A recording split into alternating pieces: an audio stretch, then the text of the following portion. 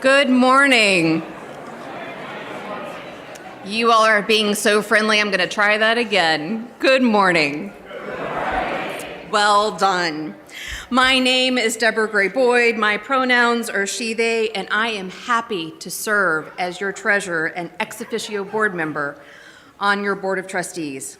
I'm a white, middle-aged woman with shoulder-length brown hair, wearing a black dress, a teal oversweater, and a colorful scarf. Our speakers provide brief visual descriptions to welcome people with visual impairments and those listening online.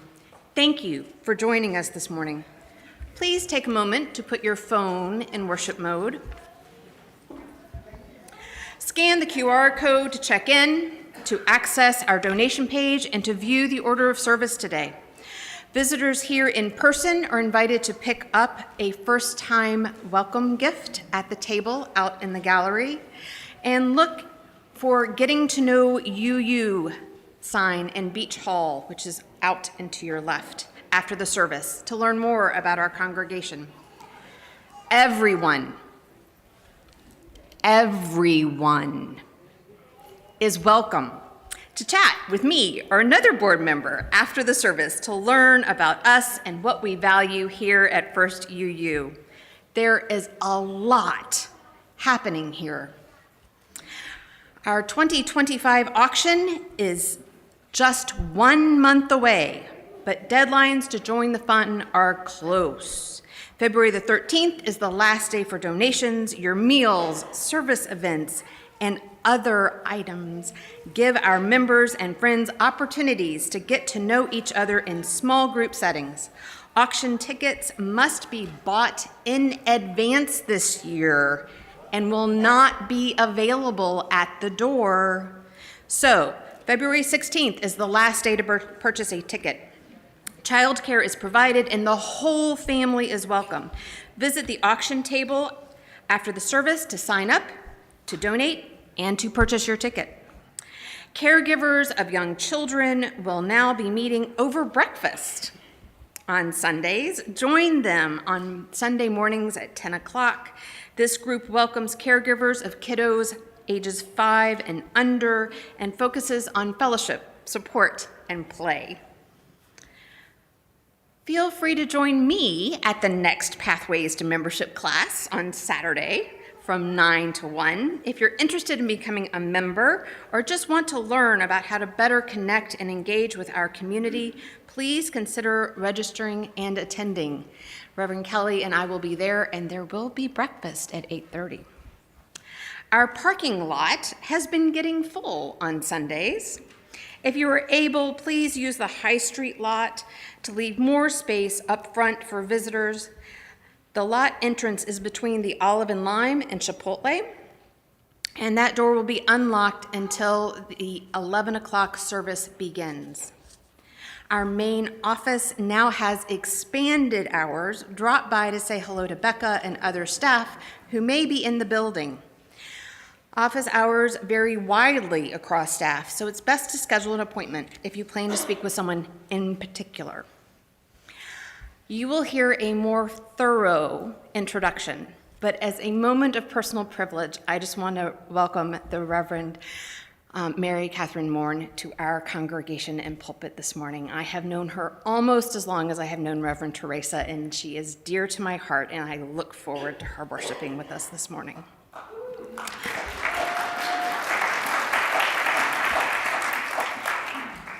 For all these announcements and more, see your order of worship in this week's Friday news, emails for details galore. And now I invite you to rise in body or spirit to sing Over My Head, number 30 in the gray hymnal and up on the screen.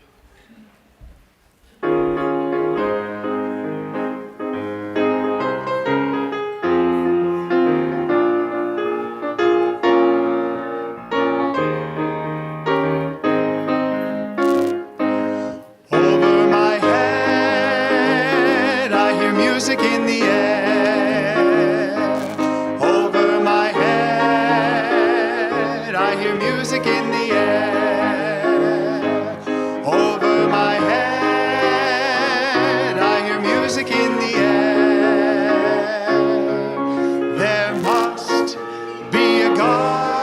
God somewhere. Over my head, I hear singing in the air. Over my head, I hear singing in the air. Over my head, I hear singing in the air. There must be a God somewhere. Over my head, I see trouble in the air. Over my head, I see trouble in the air. Over my head, I see trouble in the air. There must be a God somewhere. Over my head, I feel gladness in the air. Over my head, I feel gladness in the air. Over my head, I feel gladness in the air. There must be a God somewhere. Over my head, I see angels in the air. Over my head, I see angels in the air. Over my head, I see angels in the air. There must be a God somewhere.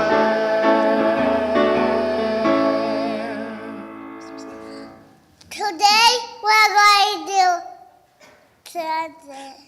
This is River, and good morning. I am the Reverend Amanda Hayes, and my pronouns are she, her, and I serve as your Justice Minister. Yeah. I'm a white woman in my mid-30s with short spiky hair and glasses and a wonderful 3-year-old boy. We gather on the stolen land of the Wyandotte, Miami, Seneca, Erie, Shawnee, Delaware, and Cayuga people, many of whom were forcibly removed. We support the Native American Indian Center of Central Ohio in their Land Back campaign, and we know that we have more to do to be in true relationship and solidarity with this land and those indigenous to it.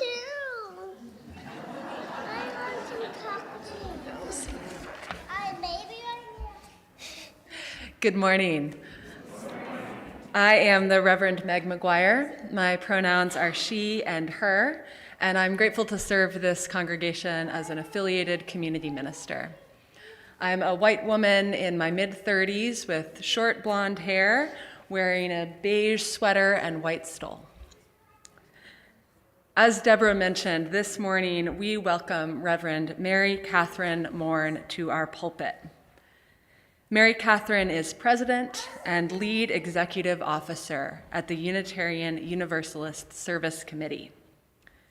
Before taking on this role, she served almost 30 years in UU congregations, small, medium, and large, and also served our association as chief development officer.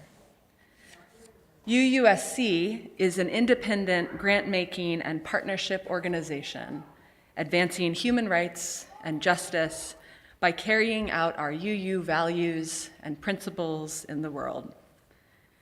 UUSC doesn't receive funding from the UUA and depends on individual UUs and other progressive people to support their work on climate justice, migration justice, crisis response, and community protection.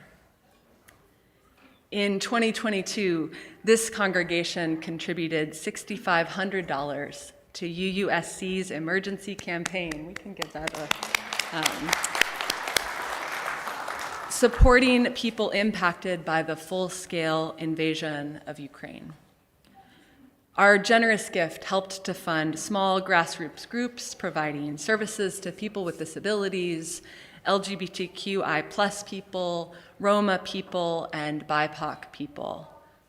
Thank you so much for being here with us this morning, Mary Katherine. I'm looking forward to hearing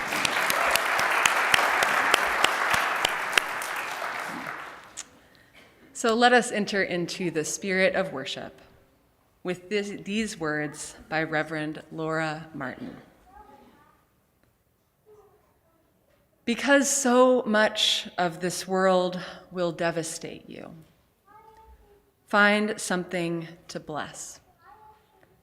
A tree, a child, a woman who is acquainted with sadness. Because every day you will see brokenness, find something to heal. A spot of land, yourself, an animal. Believe in what you can do close up. So much of the world is not just or good or pulling toward the light. Be deliberate in your part. Accept your own incompleteness and go and make blessing, healing, and light real, as only you can. We gather because the world is devastating us still and again. We gather because too many are acquainted with sadness and violence. We gather because so much of the world is not just or good or pulling toward the light. We gather to be deliberate together, to make blessing and healing and light real, as only we can. It is now time for our children to meet Gus and Amber in the back. And in the meantime, I invite you to turn to your neighbor and introduce yourself.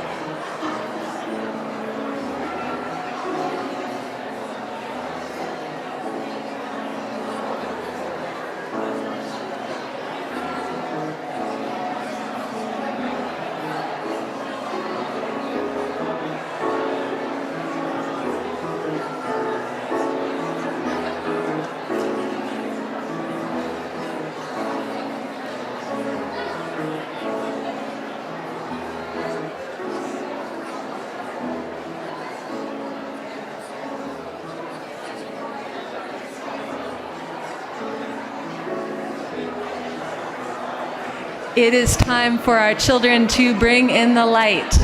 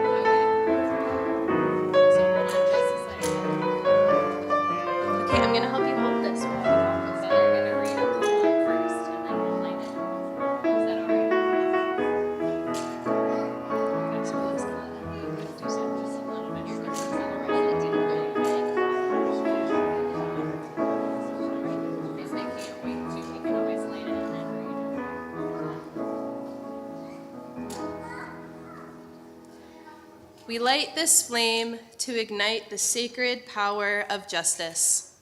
We light this flame that it may be a beacon of hope in moments of uncertainty, fear, anxiety, and the unknown. We light this flame and are emboldened by its blaze, knowing our strength as a prophetic and powerful people is rooted in the diverse ways we answer the call to love.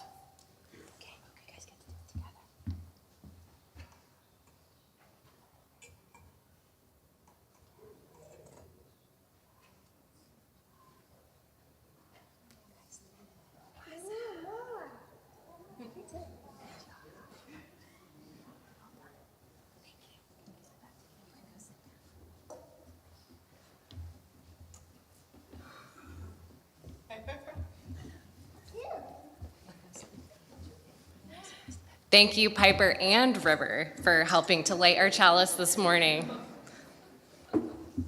Good morning. I am Amber Scott, your Director of Religious Exploration, and my pronouns are she, they. I am a white femme millennial with wild and wonderful wavy hair. Today's book is called My Rainbow, and it's based on a true story about a real kid just like you. Written by Trinity and Deshauna Neal and illustrated by Art Twink. Trinity and her siblings played in the warm morning sunlight. Trinity stroked Peter Porker's long mane, their pet pig. She loved soft things, just like many kids with autism, and Peter's hair was perfect. Music sang from Lucian's cello, enveloping the room in tranquility and making it feel safe.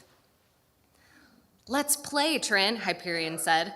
Their sparkly shirt glittered like stars. Sometimes Trinity and Hyperion's dolls were video gamers, and sometimes they were astronauts. Little Thane's toy was a hot dog this time. Their dolls could be anything, just like Mom said they could. Trinity stayed with her doll long after everyone found other things to do. She stared at its long, curly hair and beautiful dark skin. She touched her own short hair. "What's the matter, baby?" Mom asked. Trinity blew out a gust of breath in frustration. "I can't be a girl." "Oh," Mom said. "Why is that?" "Because." "Because why?" Trinity glanced up. "I need long hair." "Girls can have short hair, see?" Mom ran a hand over her short black hair. "I'm a girl too." Trinity's frown only deepened. "I don't think you understand, Mom. I'm a transgender girl." Mom blinked with surprise. Trinity's gender was part of what made her a masterpiece, just like her autism and her black skin. But Trinity was trying to tell her something important. Mom closed her laptop and sat down next to Trinity. "I'm listening." Trinity let out a big breath, as if she'd been holding it in forever. "People don't care if cisgender girls like you have short hair, but it's different for transgender girls. I need long hair." Mom thought for a moment. "You're right. It is different for me." She peered at each of her children. "We are all a little different from one another. You're a beautiful rainbow, Trinity." "I don't feel like a rainbow right now." Mom knew Trinity struggled to grow her hair long. She hated how it made her itchy when it was growing out, but Trinity knew herself best of all, and if she said she needed long hair, she needed long hair. With a sigh, Trinity picked up a pink comb and began smoothing her doll's hair. When Dad came home from work, Mom was still thinking about what Trinity had said. "I have to make things right," Mom said, "but how?" "I don't know," Dad said, and Mom didn't know either. Lucian peeked around the corner. "I think I can help." Mom grabbed her purse, and Lucian led her across the street to the beauty store. There were so many choices. "That one's too long," Lucian said. "Trinity doesn't like hair touching her neck." "And that one's too straight," Mom said next. "She's a beautiful black girl, and her curly hair is already perfect." None of these feel right. She sighed. Lucian thought hard. I know what we need. Trinity needs her very own rainbow. That night, as all her children slept, Mom sat down with her laptop, a hair needle, thread, and a wig cap. She had never made a wig before. She threaded the hair into the cap like the online videos showed. She sewed late into the night, weaving love into every row. The wig had to be just right for Trinity. She poked herself with the needle a few times, got the thread tangled in the curls, and had to chase Peter when he snatched a strand of curly purple hair. But she weaved and weaved until the clock struck 3 a.m. She finally dozed off, hoping her daughter would love it. Mom awoke to the sound of sniffling and sobbing. She gasped. Trinity was crying. Mom dashed to the bathroom. The wig was big and fluffy on Trinity's head. The springy, curly, teal blue, dark pink, and purple hair that Lucian had chosen lit up the whole room. Trinity's eyes sparkled. She was crying tears of joy. She ran her fingers through the curls. It's me, Mom. My hair has finally come. It's my rainbow. Lucian bounded into the bathroom with the rest of the family behind him to see Trinity's reaction. Thank you, Trinity said. I love my rainbow. And we love you, my heart. The end.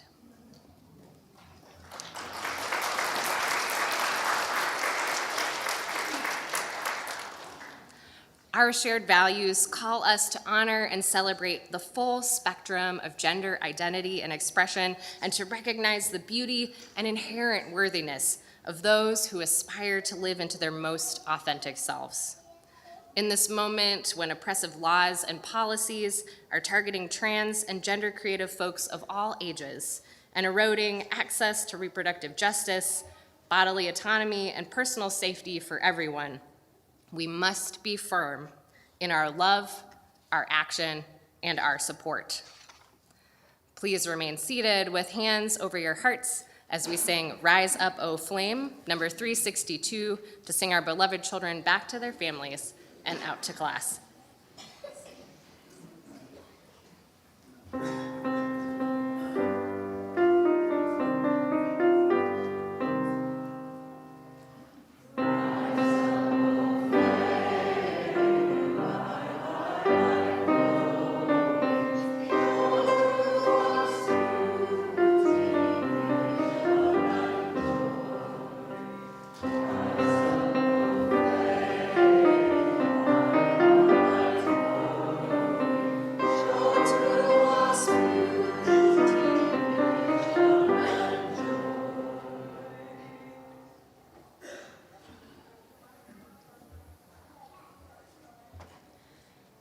Today's pastoral listener is Kathleen Fowler. Kathleen, do you want to stand up so folks know you? If you have something on your mind or heart today, Kathleen will be in Beach Hall after the service and will be happy to listen. There are also 3 caring cards to sign in Beach Hall after worship. This morning, we send healing thoughts to our community members Sharon Hammersley and Jeannie Ray. Sharon had hip replacement surgery last week and discharged from the hospital the following day. The surgery went well and she is not experiencing much pain. Cards and texts are welcome. Jeannie was recently hospitalized due to difficulty breathing, but is now at home. She has been struggling with lung issues continuously with frequent hospitalizations. Cards and emails are appreciated, but please no phone calls for now. Please join me in the spirit of prayer and meditation as we receive these words from the Reverend Jules Taylor, and then rest for a moment in the silence. Love is patient. Love is kind. It does not envy. It is not proud. Love bears all things. We know these words.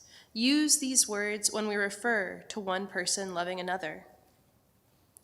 Love looks different when we relate to systems. Love looks different in the face of injustice. It is then that love is resistant, love is defiant, love is not backing down. It is staying in the streets. Love is holding each other and ourselves accountable.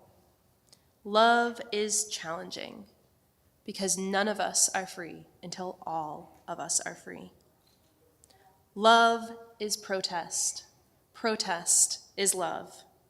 Love bears all things. Amen.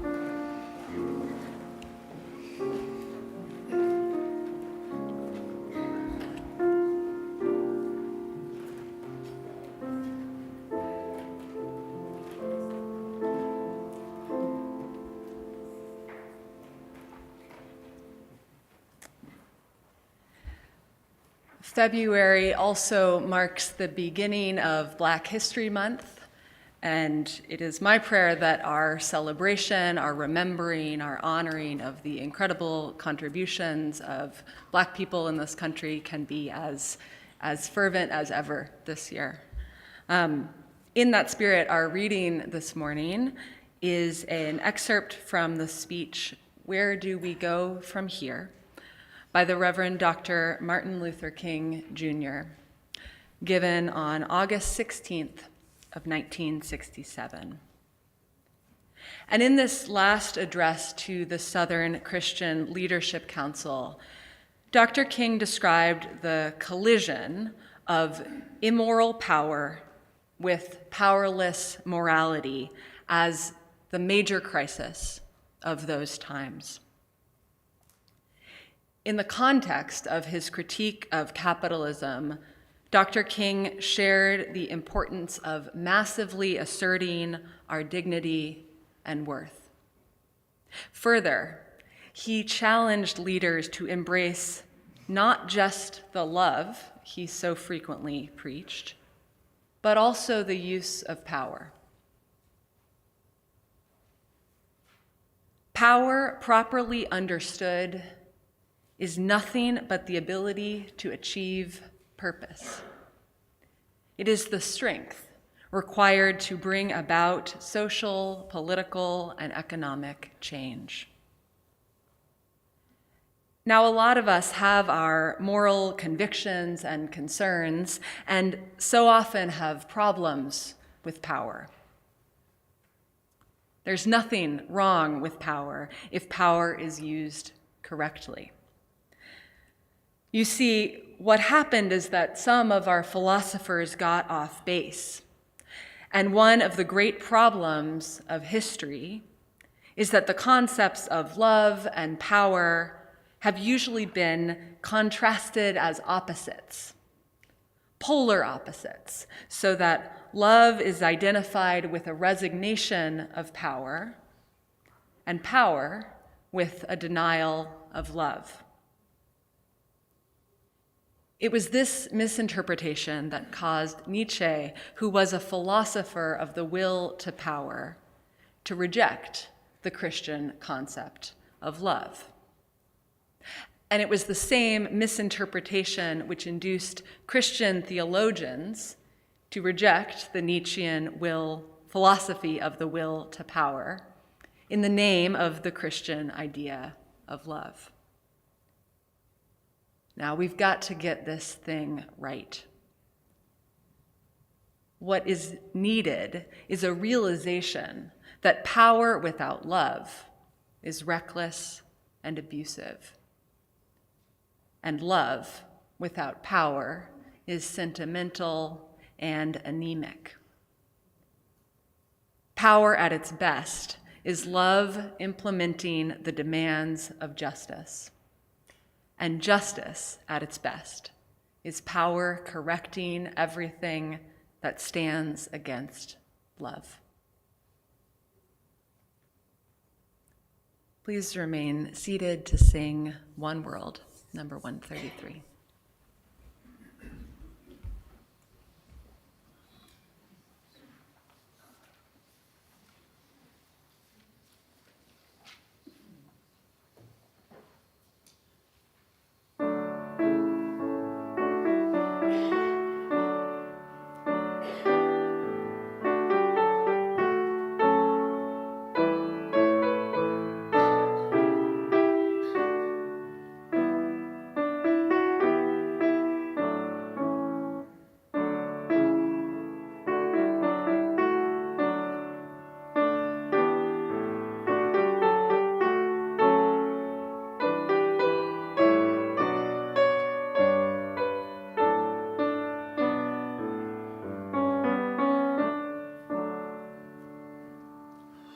One world, this for all its sorrow. One world, shaping one tomorrow.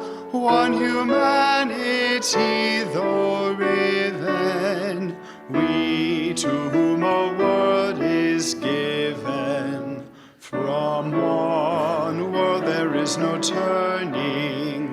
For one world the prophets yearning, one the word of poets, sages, one world goal of all the ages. World so eagerly expected, world so recklessly rejected, one as common folk have willed it, one as covenants can build it. World of friendly ways and faces, cherished arts and honored races, one world free in word and science, people free, its firm reliance.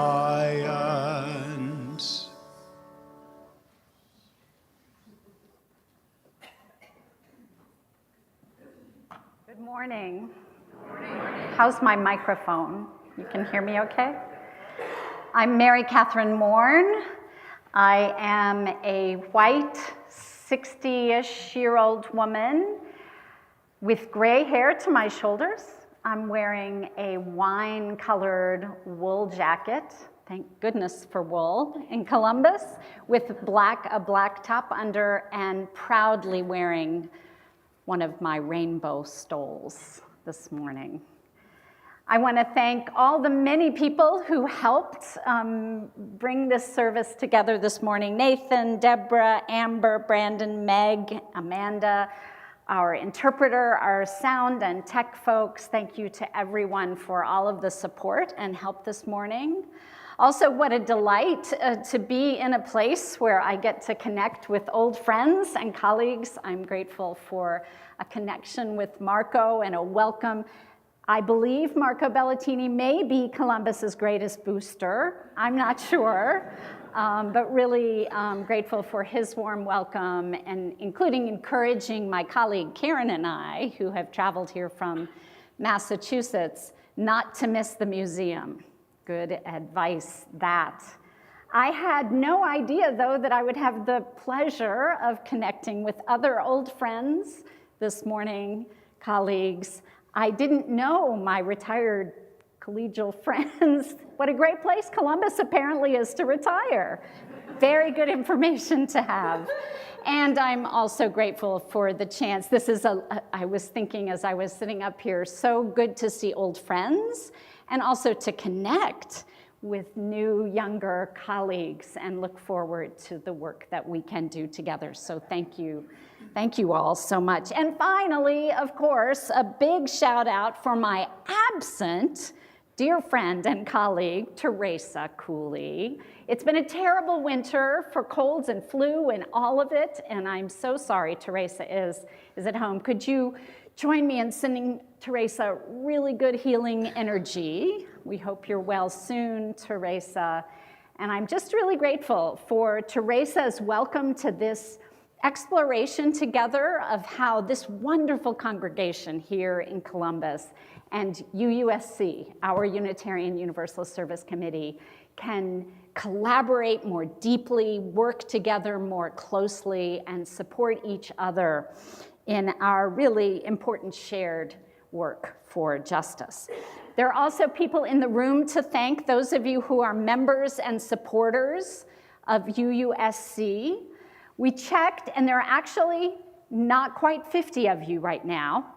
So I'm hoping that many more of you will be, thank you. I was gonna ask you to raise your hands, but I wasn't sure. If you're a member of UUSC, or maybe your membership just lapsed, you just forgot and haven't supported us in the last few years, we welcome you back, and I hope that you'll spread the word here among folks in this congregation so that they can learn more about the great work UUSC does as well.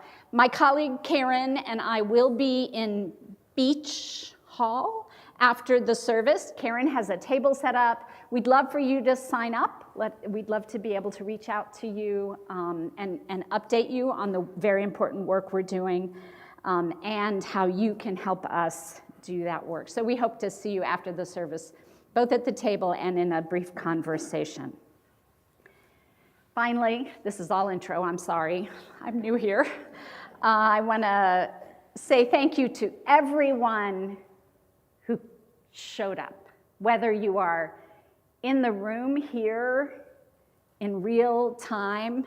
As a friend of mine said, how much it matters, your butt in a pew, but also showing up online. Thank you for being here. If you're online in real time, I know there's a camera there. Sorry if I'm not looking at you. Or maybe you're watching Tuesday on your lunch break.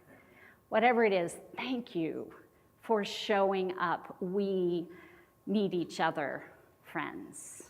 We need each other in these days when we learn what's happening in our own federal government. When breathing together can bring us strength for the week ahead, the work that we have to do, and just for the simplest things of our lives. I have advice, and that is go to the museum. How many of you haven't seen the Nocturnal Navigator lately?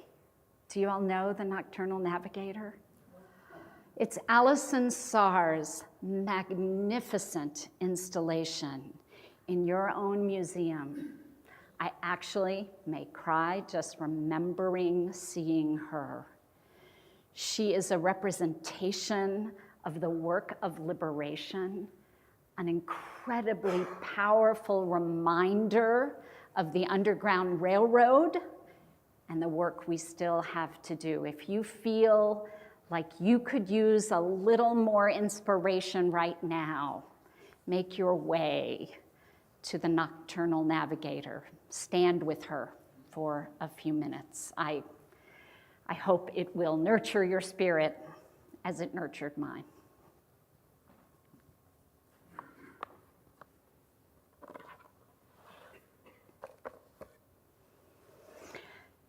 There was an election, but the powerful leader rejected the results. He threatened his enemies. He jailed his political opponents. Now, as senior general of the nation's military, he is waging a war against the people of his nation.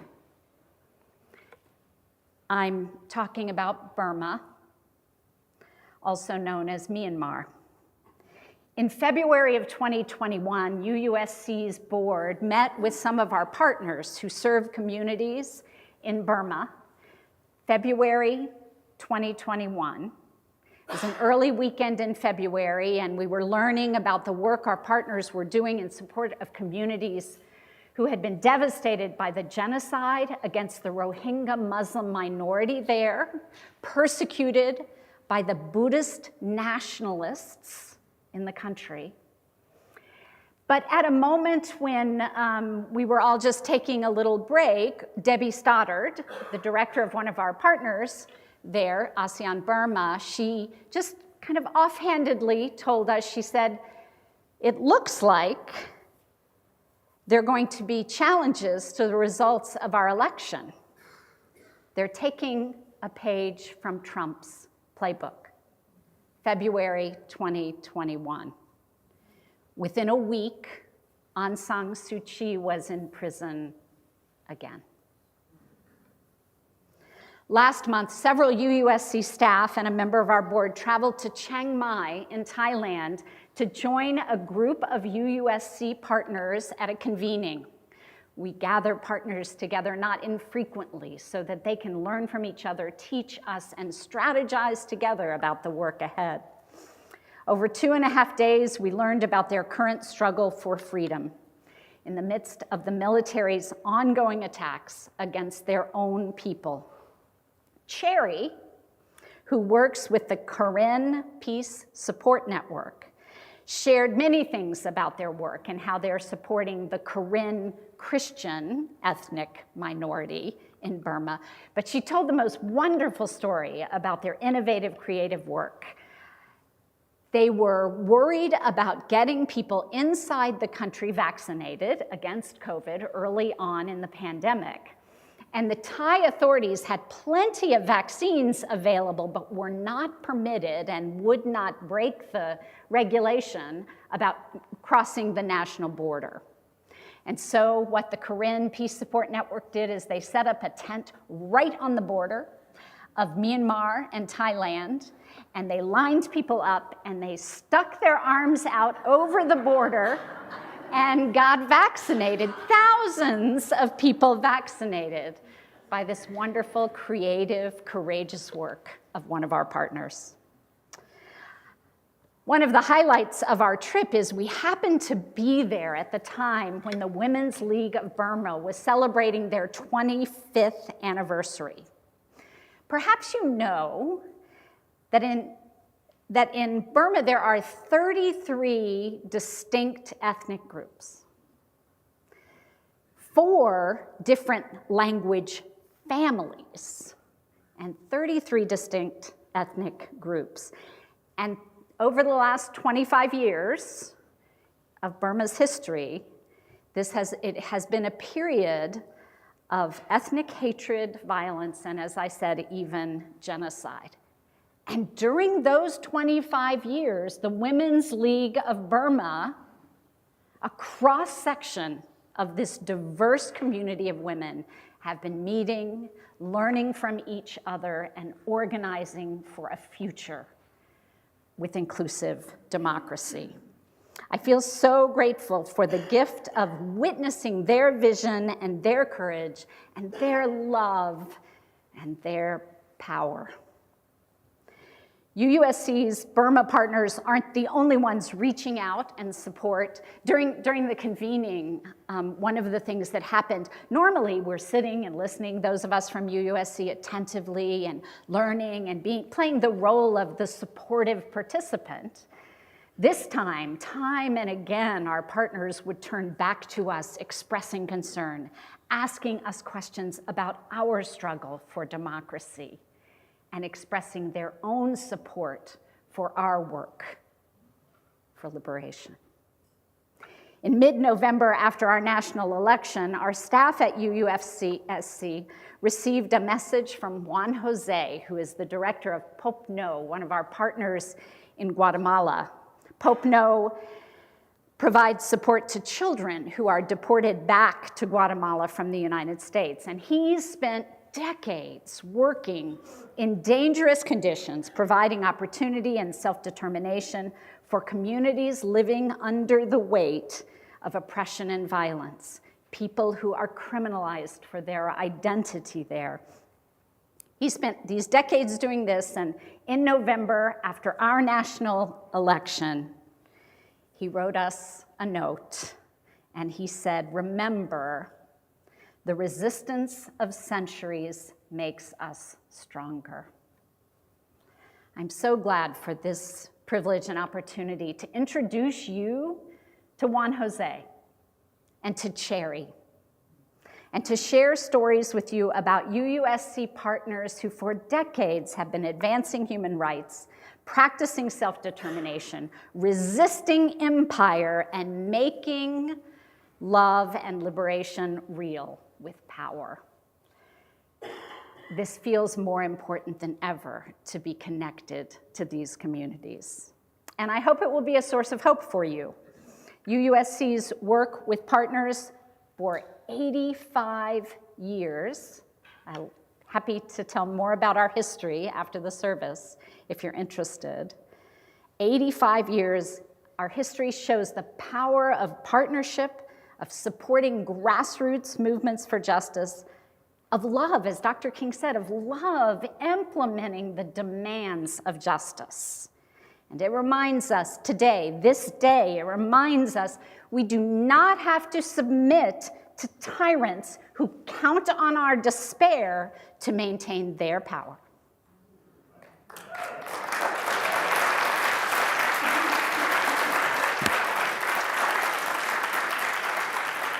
Now that UUSC's next crisis response is developing, take a deep breath right here in the United States, And you may hear my voice shake a little more than usual, but I can tell you that we know what to do. I'm not saying we know everything, that we can predict anything, or that we have the only right way. I'm just saying we know what matters. We've learned this again and again from our partners. We know how to resist in partnership with movements always centering the people most at risk. And as you know very well, right now, some of the people at most risk in the United States are people who are trans. Before the election at UUSC, we spoke with our partners at Pink Haven and asked them what they would need if the unimaginable happened. Before the election, we met with them and we said, okay, we're planning for the future and we don't know what the future will be. If this hateful administration is elected, what will you need?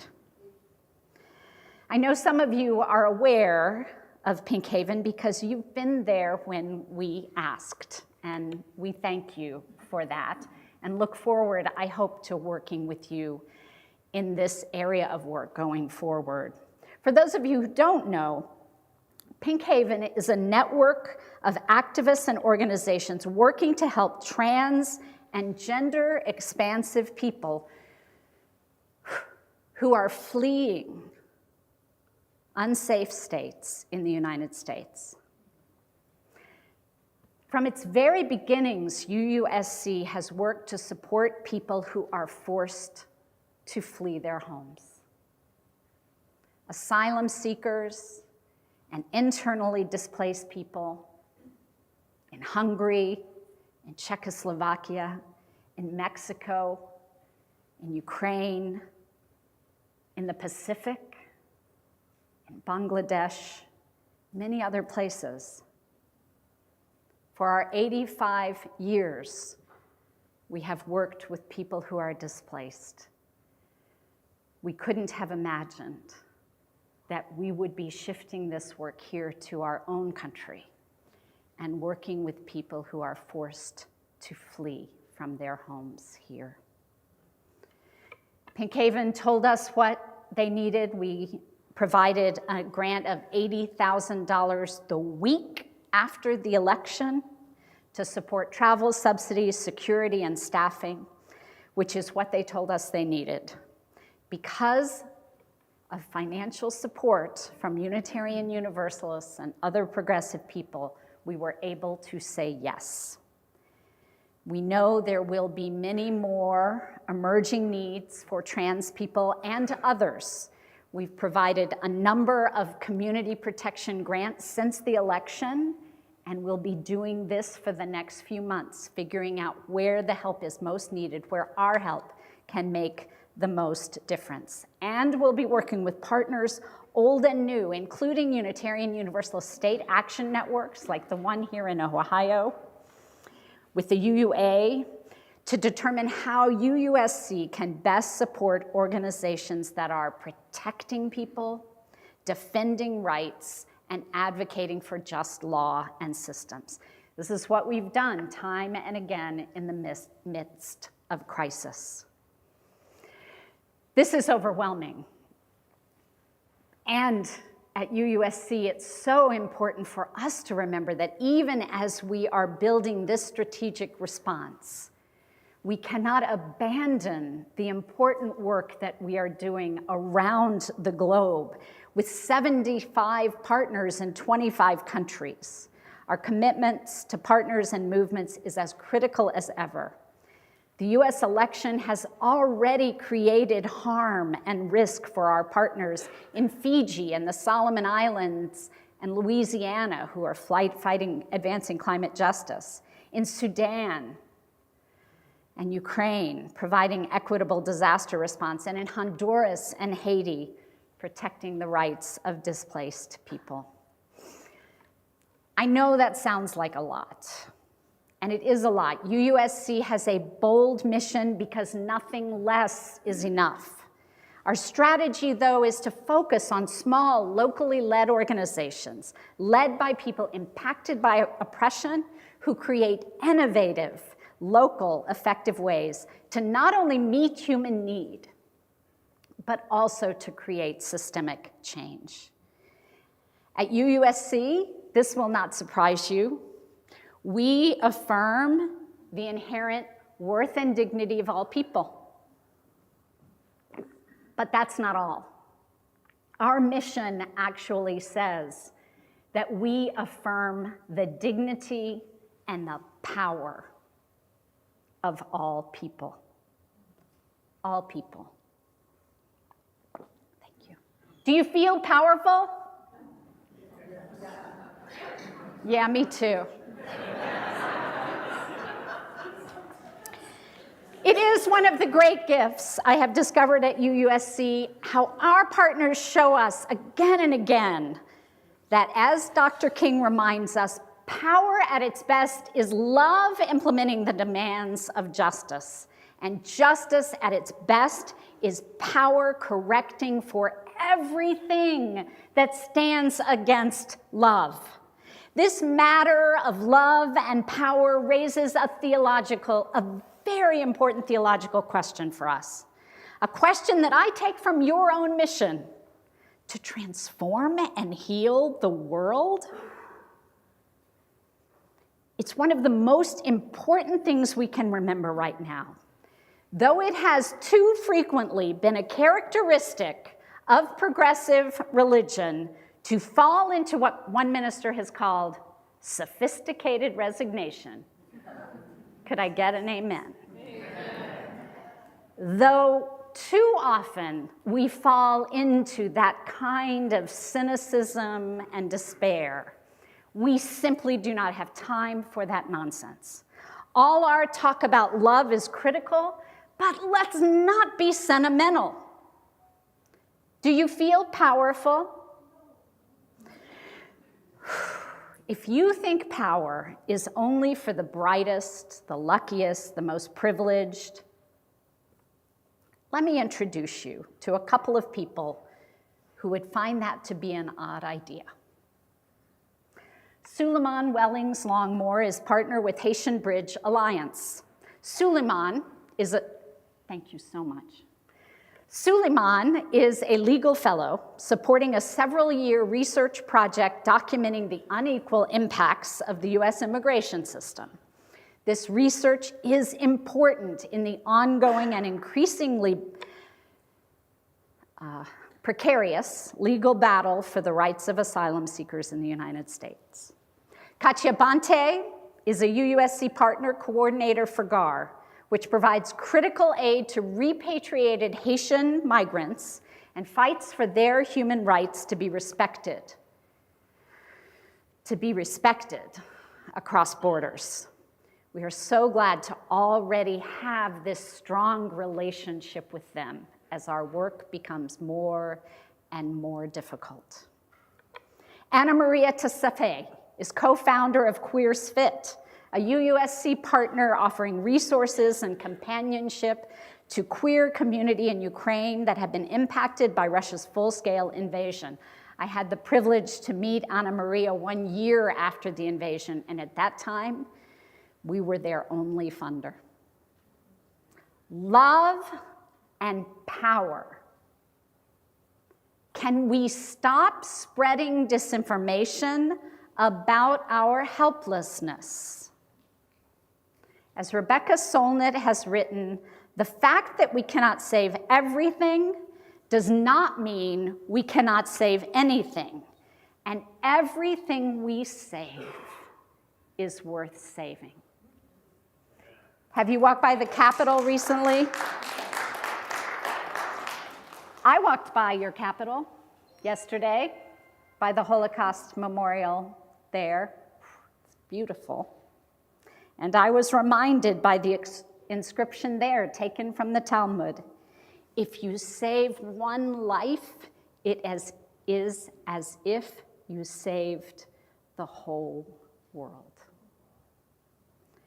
Around the world, with your support, UUSC works with partners to challenge systems that deny the dignity and worth and power of people. Systems that try to trick us into believing there is little difference we can make.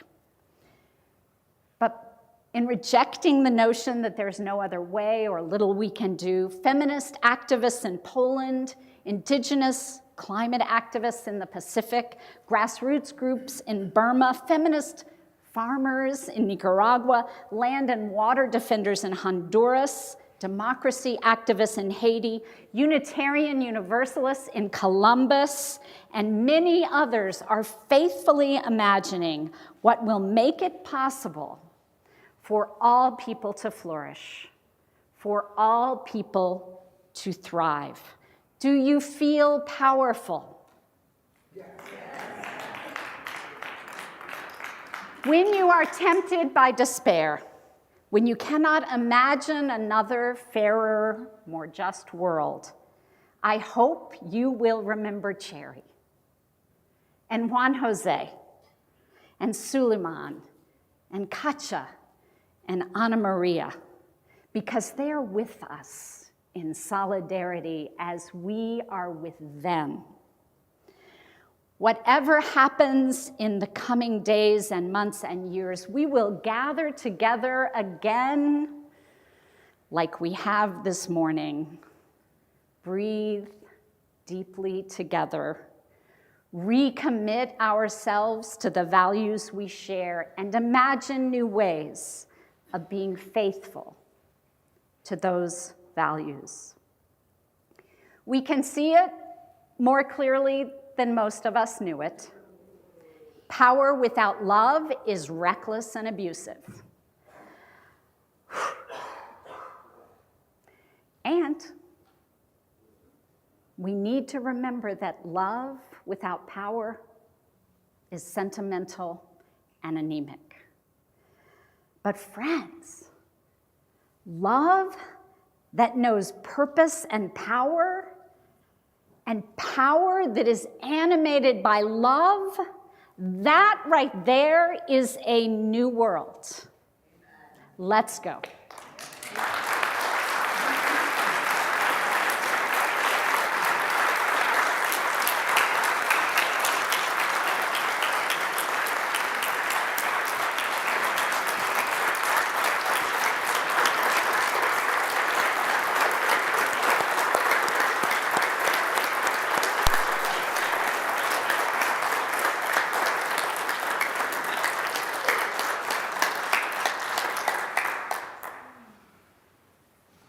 So this morning, we are sharing our offering plate with our Unitarian Universalist Service Committee. I first learned about what UUSC does during my preparation for ministry, and I was just blown away by their whole model of centering the needs and the work of those who are most impacted in really tough situations. Just what they're doing all across the world and the work that they're beginning and continuing in our own country is really amazing. I was going to say that Mary Katherine would share more with us about it, but I'm like, what more could she say? I don't think there's any more that can be said. So I would just encourage you, please, to be generous with your gifts. I know many of you have been giving as individuals to UUSC for years. I myself also have.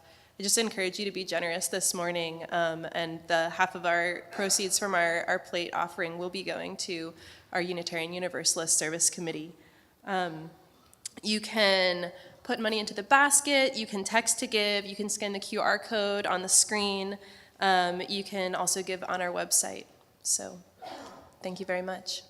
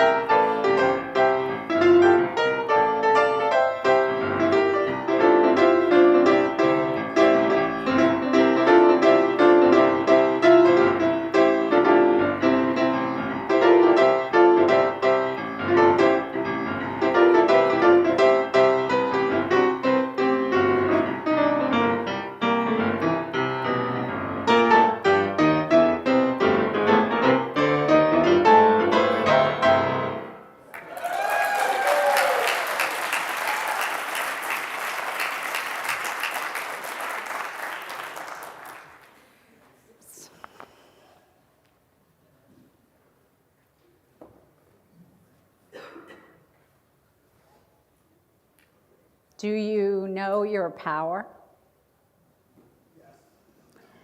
Look around you. Find power in these beloveds who have faithfully shown up today. Look within and remember that you also carry the light and love of life with dignity and power that no one can take from you. And look beyond. There is a new world calling. It needs you. It needs us. Let's go. Would you stand in body or spirit, and we will sing with hope and conviction and power.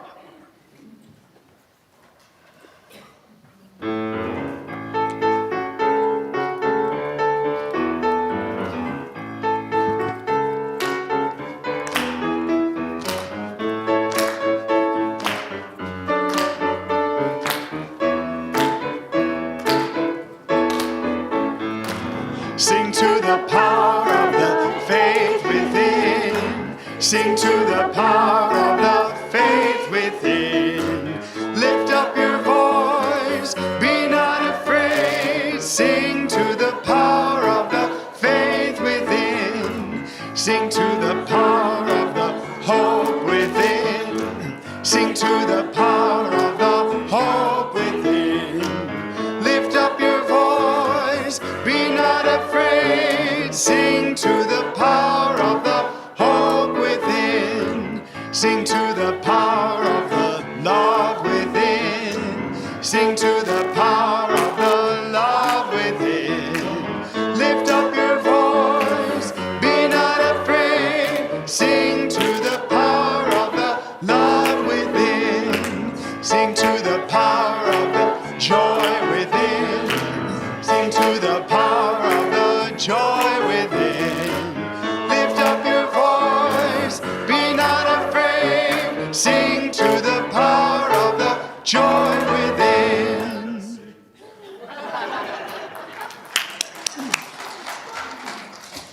So we hope that you'll join us after the service in Beach Hall for a short conversation with Reverend Mary Katherine Morn about how we can join in the work of UUSC and Pink Haven. And additionally, if you or someone you love or anyone you know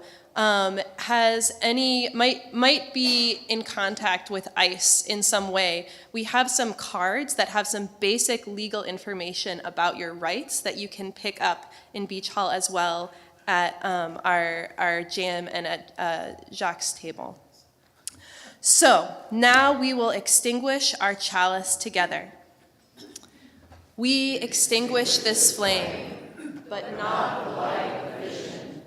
As we go forward, let us heal and transform ourselves and our world through reason and love.